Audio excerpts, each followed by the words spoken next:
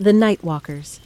The first time I saw them, I told myself it was just a person who didn't like shoes.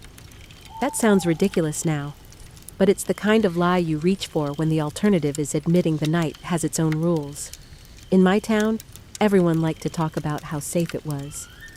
The sort of place where people forgot to lock their cars and didn't bother with curtains because the neighbors already knew what you were watching on TV. During the day, it made sense. Little coffee shop on the corner, kids biking in packs, retirees walking dogs with names like Buddy and Rosie, sunlight on clean sidewalks and trimmed lawns. But after midnight, the town emptied out like someone had pulled a plug. Not dramatically. No sirens, no fog. It just quieted. Porch lights went out, windows darkened. Even the highway noise faded until you could hear your own footsteps 3 houses away. The streetlights were old and spaced too far apart, and they hummed in a way that felt less like electricity and more like a warning. I didn't normally walk home that late. I worked at a print shop on the edge of town, and my car was my lifeline. But my transmission died on a Tuesday, and the mechanic said it would be a week. Rideshares didn't like coming out that far, and I was tired of paying for it anyway. So I started walking, cutting through the residential blocks to save time. The first few nights were fine. Cold air, stars, the occasional cat darting across a lawn. I kept one earbud in, music low, partly for company, and partly so I wouldn't hear every creak and settling branch and convince myself the darkness was watching. Then, on the 4th night, I noticed a figure ahead of me on Oak Ridge Lane. They were walking in the middle of the street, not staggering like a drunk, not jogging like a late-night runner, just walking, hands at their sides, head forward. Under the streetlight, their feet looked pale against the asphalt, and when they stepped into the darker stretch between lights, they seemed to fade at the edges like the shadows were eating them. I slowed without meaning to. My music kept playing, but I wasn't hearing it anymore. "Hey!" I called, louder than I intended. The figure didn't react. I pulled the earbud out. The silence felt thick, like the air had changed consistency. The person kept walking, centered perfectly on the road's faint yellow line, as if they were following something only they could see. I watched them pass beneath the next streetlight. Barefoot, no shoes, no socks. No sign that the cold pavement bothered them. A sane person would have turned around right then. I kept going. They reached the corner at Crestview, turned left without slowing, and vanished into the darker neighborhood below the hill. I reached the same corner less than a minute later. There was nowhere they could have gone without me seeing. No cars, no driveways close enough, no side streets except the one I was standing on. The road was empty. I stared at it until the hairs on my arms rose, then forced myself to laugh like that would make it normal again. "Okay," I muttered. "Sure." I walked on. 2 blocks later, I saw another one. This time, they weren't walking. They were standing under a streetlight like they were waiting for a bus that never came. Tall, broad-shouldered, wearing a dark jacket or hoodie. Their head was slightly bowed. Their hands hung loose at their sides, bare feet again. I stopped on the sidewalk, my breath coming out in pale clouds. The figure didn't look up. "You all right?" I asked, keeping my voice calm because calm voices feel safer. No response.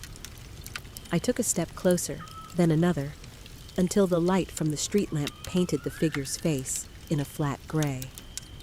The face was ordinary, middle-aged, maybe, clean-shaven, eyes open but unfocused, like someone sleepwalking with their eyes wide. Their mouth was slightly open, as if they were listening to something far away. They turned their head a fraction, not to face me, but as if the sound of my voice had moved through them. "Do you know what time it is?" they asked. Their voice was quiet and polite. No threat in it, no emotion at all. I checked my phone. 12:43. They nodded once, like I'd confirmed something important.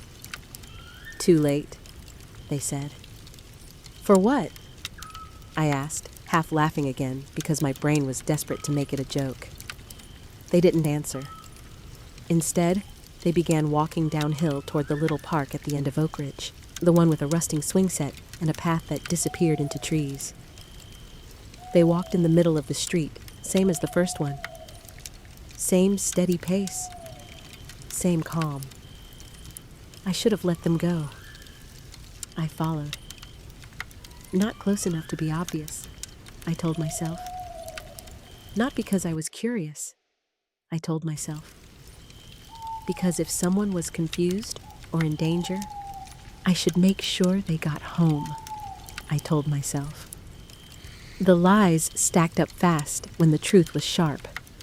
As we moved downhill, the streetlights felt farther apart. The spaces between them widened into pockets of darkness that made my eyes strain. The figure ahead never looked back, never hesitated, just walked like the road was a conveyor belt carrying them somewhere they couldn't resist. At the next streetlight, they stopped.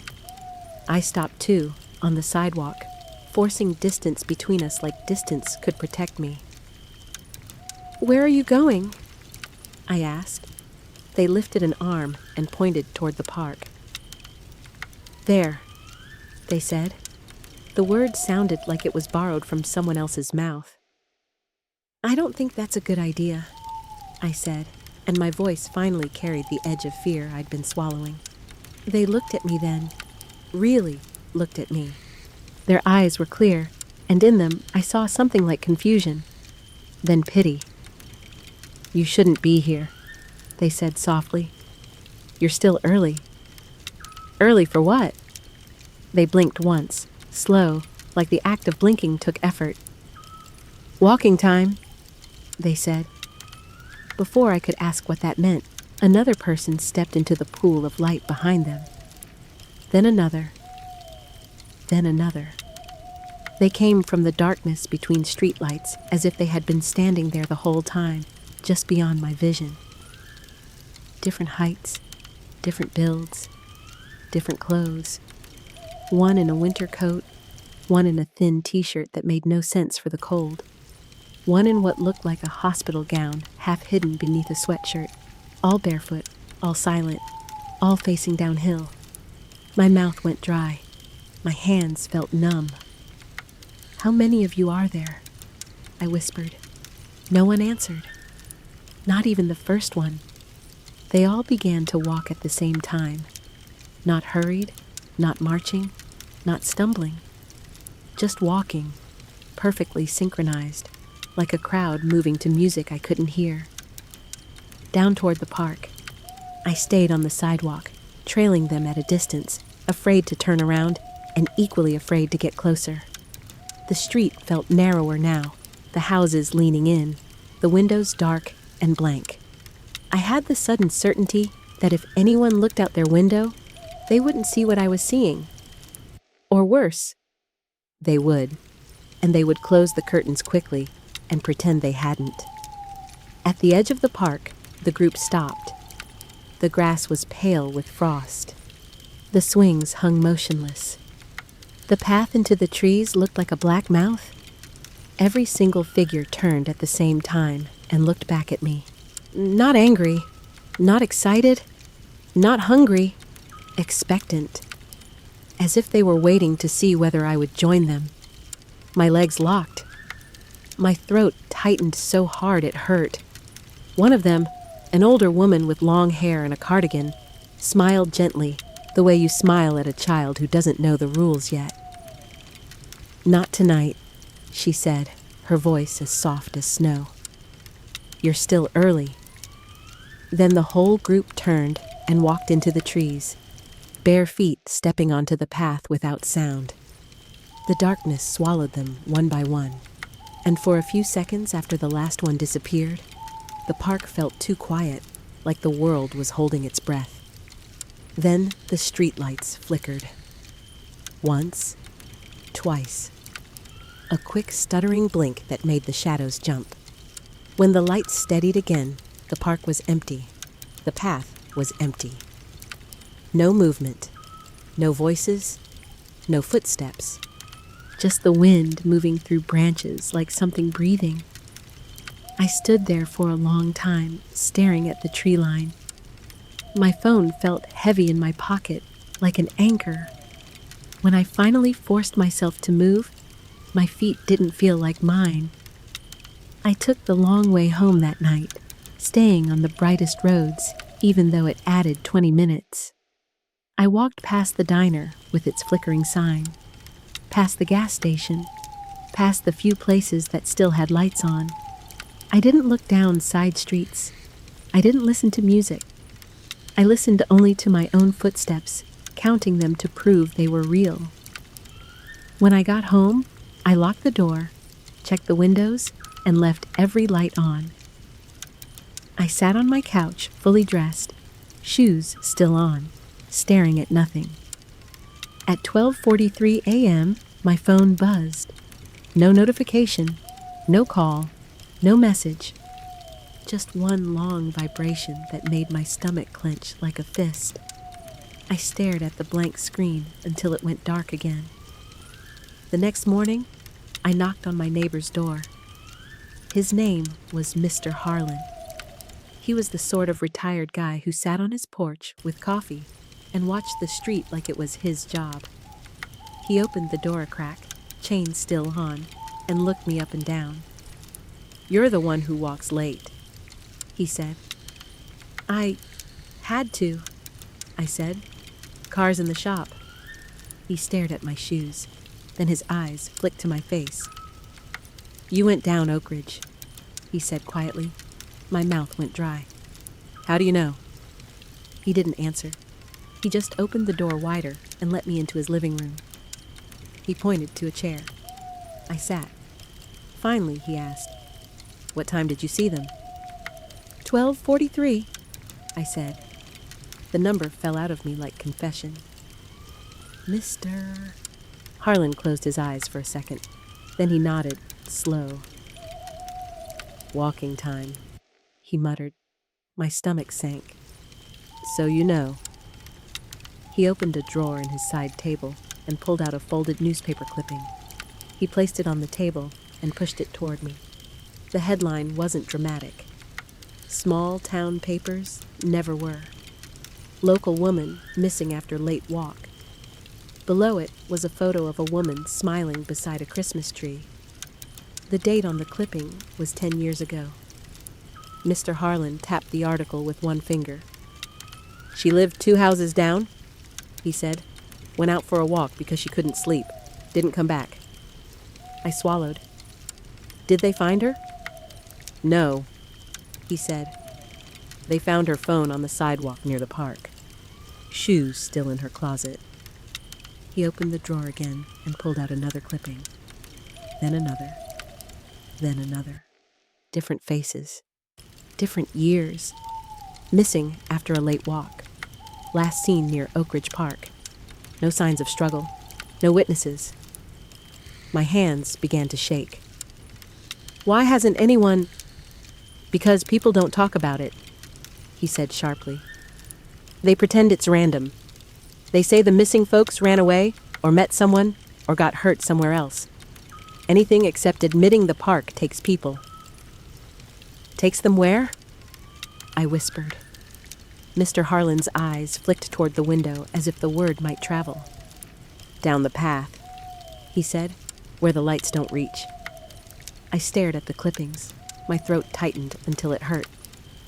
"But I saw them," I said. "I saw a whole group." He nodded slowly. "They're not always the same," he said.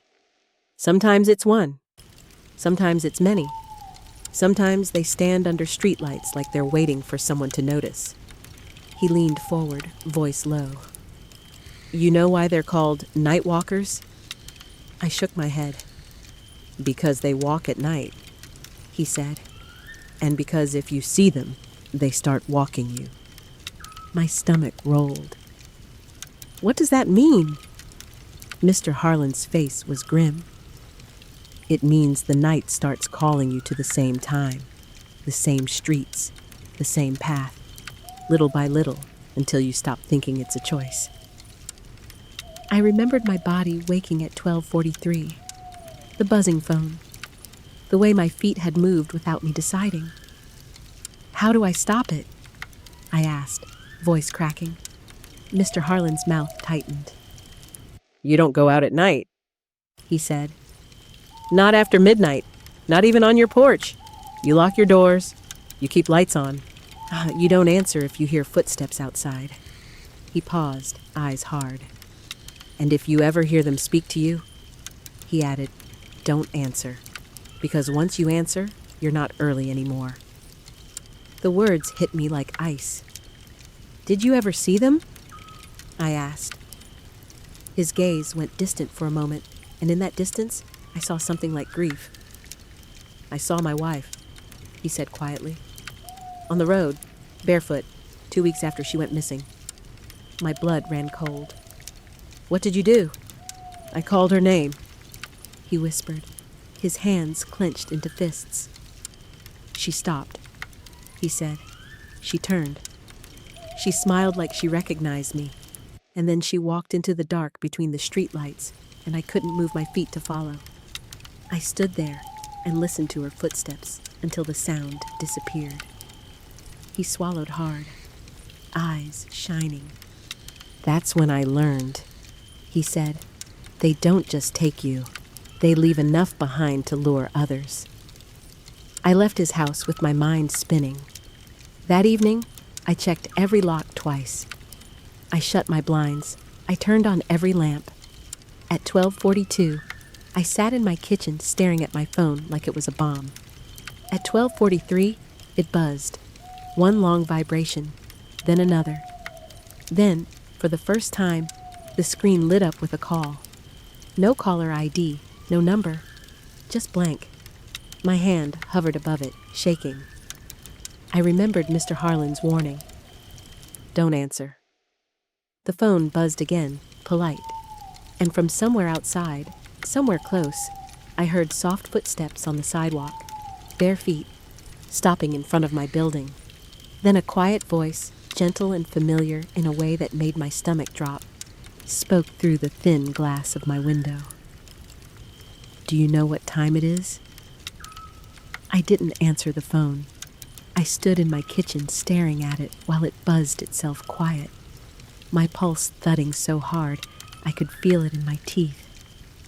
Outside, the footsteps lingered for a moment longer, then faded away down the sidewalk, slow and unhurried, like whoever had been standing there knew they had plenty of time. I didn't sleep. I sat with my back against the wall until dawn, lights on, listening to the normal sounds return to the world. Cars starting, a dog barking, someone dragging a trash bin to the curb. Morning felt like a lie I was willing to accept. For 3 days, I didn't leave the apartment after dark. I called in sick.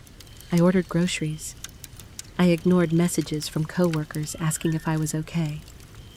Every night, I sat watching the clock creep toward 12:43, my body tensing as if bracing for impact. Each night, my phone buzzed. Always once. Always long. Always at exactly 12:43. No message, no call history. Just the vibration, like a reminder. On the 4th night, something changed. At 12:41, I heard footsteps in the hallway outside my apartment. Slow, bare, familiar. They didn't stop in front of my door. They passed it. Then another set joined them. Then another.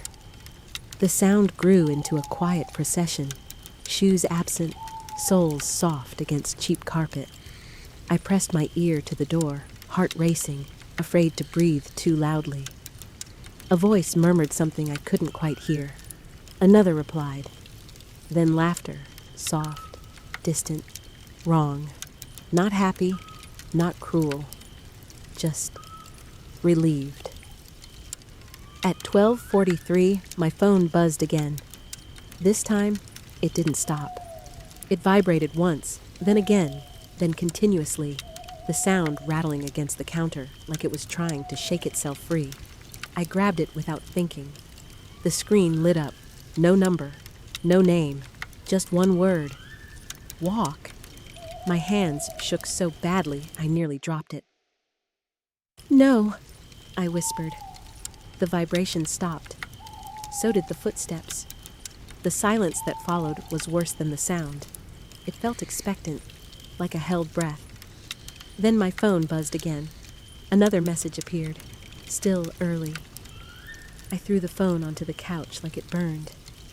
That night, I dreamed I was walking Oak Ridge Lane barefoot. The pavement didn't hurt. The streetlights stretched endlessly ahead of me, each one flickering as I passed beneath it. I tried to stop, but my legs kept moving, carrying me forward with calm determination. In the dream, I felt relieved. That terrified me more than anything else. I woke up at 12:43 with my heart racing and the distinct sensation that I had almost gone somewhere I couldn't return from. The next morning, I went back to Mr. Harlan's house. He answered the door before I knocked, like he'd been expecting me. "They're getting closer," he said, looking at my face. "They're calling me," I said. "They're texting now." He nodded grimly. "That's how it goes," he said. "First you see them, then you hear them, then they start checking if you're ready." "Ready for what?" I asked, even though part of me already knew. "To stop fighting the walk," he said. We sat in his living room, the same clippings spread across the table. He added one more, fresh, still smelling faintly of ink. "So, local man found confused near park. Claims he was just walking. The man in the photo looked exhausted, barefoot, blank-eyed." "He came back," I said. "Not all the way," Mr. Harlan replied. "Some make it to the trees and stop. Some turn back. Most don't." "What happens to the ones who don't?" I asked. Mr. Harlan didn't answer.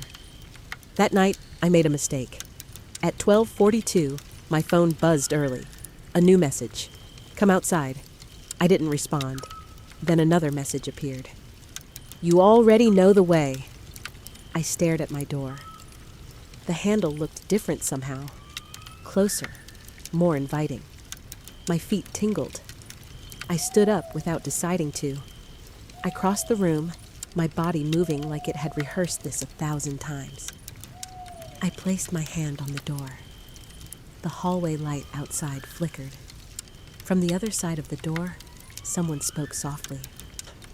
"Just a short walk," the voice said. "You don't even need shoes." I pressed my forehead against the door, breathing hard. "No," I whispered. "I don't want this." There was a pause. Then the voice replied, gentle and patient. "None of us did." The footsteps outside shifted, growing closer, clustering near my door like a polite crowd waiting their turn. I thought of Mr. Harlan's wife, of the clippings, of the way the night walkers had turned together in the park, waiting to see if I would join them. I stepped back. I turned around. I ran to the bedroom and locked myself inside, pushing my dresser against the door, like that could stop something that didn't need to knock. At 12:43, my phone buzzed one last time. A final message appeared. "Next time." The buzzing stopped. So did the footsteps. Morning came like a mercy I didn't deserve. I moved the next week. Different town, different streetlights, different routes home. I changed my number. I deleted every app that could track my location. I stopped walking anywhere after sunset. For a while, it worked. No buzzing, no footsteps, no figures under streetlights. I started to believe I had escaped. Then one night, months later, I was driving home late from work. Midnight crept past without me noticing. The road empty, the radio low. At 12:43, my dashboard clock flickered.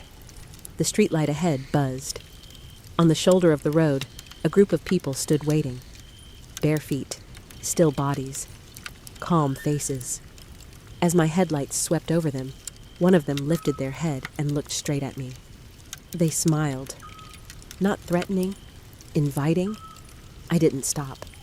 I slammed my foot on the gas and drove until the streetlights blurred and my hands ached from gripping the wheel.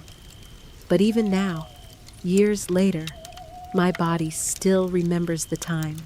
Sometimes I wake at 12:43 with my heart racing. Sometimes my phone vibrates for no reason. And sometimes, when the streets are quiet and the lights feel too far apart, I catch myself wondering how far the path really goes once you step into the trees. If you ever find yourself walking late at night and you see someone barefoot under a streetlight, don't ask the time. Don't answer if they speak. And whatever you do, don't follow. If you want to hear more stories like this, subscribe to American Haunted Tales for new true-style horror stories and long-form ghost narrations. You have been listening to American Haunted Tales. Thank you for watching.